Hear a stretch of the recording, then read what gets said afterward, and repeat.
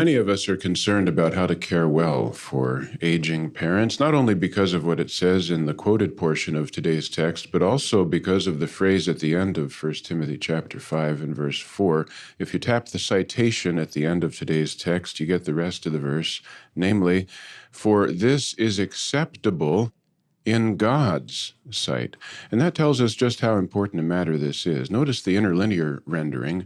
The term translated godly devotion is literally to be revering well, which could denote being generally virtuous toward anyone, and perhaps that's why a number of translations in our list here in JW Library simply say to show piety. Still others, such as the Jerusalem Bible, render the term to do their duty. But honoring our parents is more than just our duty toward humans. It's more than just virtue for its own sake. The verse itself says this is acceptable in God's sight. So we love our parents, yes, but they deserve our care, yes.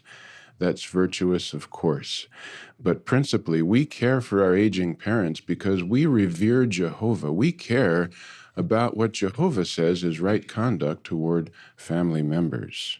It's a matter of godly devotion. So what are some of the factors to keep in mind? Our commenters have helped us so much. The comments point out that exactly how children provide care varies because situations vary. But here's 4 practical things we can do. First, communicate. Second, determine the real needs. Third, have reasonable expectations. And fourth, always remember to throw your burden on Jehovah. First, turn please to Proverbs chapter 15 and verse 22. Communicate, communicate, communicate. And what does this result in? It says, plans fail when there is no consultation, but there is accomplishment through many advisors. So keep in touch, call, write, email, text, Skype, once a week, more often, especially as they age. Satisfy their spiritual needs. Keep them apprised of what's going on at Bethel and the rich treasures you enjoy here in your service. Care for their emotional needs by reminding them just how valuable they are. But regarding their material needs, it's important to ask the right questions. It's easy to conclude they're doing okay.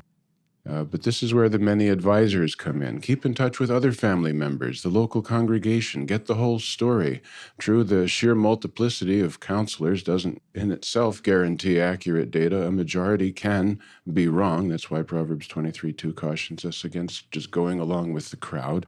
However, when we're trying to make important decisions, we need to get a clear picture of what's actually going on in their lives. And that leads to our second point, determine the real needs. Notice what it says here in Proverbs chapter 14 and verse 15. Some parents have made wise provision for their old age, pensions, insurance, retirement funds. But what if these run out? Then what? Time to quit? Get a house? It's good that we honor our parents, and never would we want to treat them with contempt. That's exactly what Jesus condemned.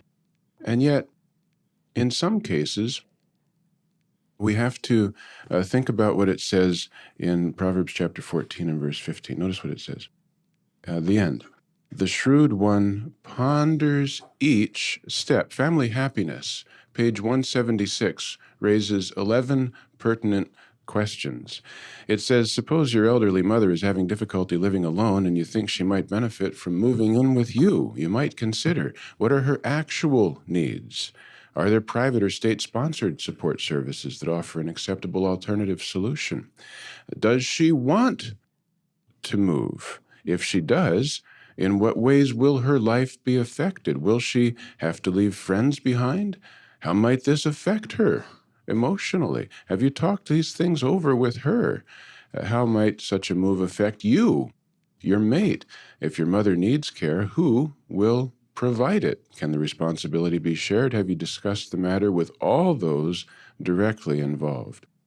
In one of the most touching accounts on this subject, John chapter 19, verses 26 and 27, we read that Jesus, when he saw his mother And the disciple whom he loved, standing nearby, he said to his mother, "Woman, see your son." Next, he said to the disciples, "See your mother." And from that hour on, the disciple took her into his own home. Yes, despite all that was weighing on Jesus' shoulders at that precise moment, not to mention the incredible pain he was enduring, he took the time to take care of his mother. But what did he do? Did he summon 12 legions of angels and postpone his execution? No, he delegated responsibility to a relative and not his brothers, because they apparently were not yet believers. What an amazing example of balancing the real needs of all concerned. Well, that brings us to our third point. Have reasonable expectations of our parents, of our relatives, of the congregation. 1 Corinthians 16:14 says, "Let everything you do be done with love." Beautiful text. Now, the responsibility rests primarily upon each Christian to care for his own household. Children, grandchildren, other close relatives display Christian love by providing assistance to the elderly and infirm ones according to their needs. But congregations of Jehovah's Witnesses do not weaken this personal responsibility by taking over. The Bethel family is really to be commended for the variety of ways in which you're shouldering this very heavy responsibility, how this must please Jehovah. And that leads to our final point. Remember to throw your burdens on Jehovah. As pointed out in our comments, Jehovah can bless any scriptural decision and make it work. How encouraging those words are. And then it cites Numbers 11:23. The hand of Jehovah is not short. Only our lack of trust in Jehovah would limit what he will do for us. And although Jehovah can work miracles, we don't expect that we will never have to participate in the solution of giving care to our aging parents. Why not?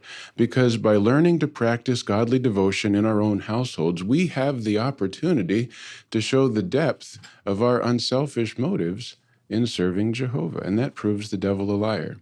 Nevertheless, notice this encouraging promise at Psalm 145, verse 18. Jehovah is near to all those calling on him, to all who call on him in truth. He satisfies the desire of those who fear him. He hears their cry for help, and he rescues them. Jehovah helps.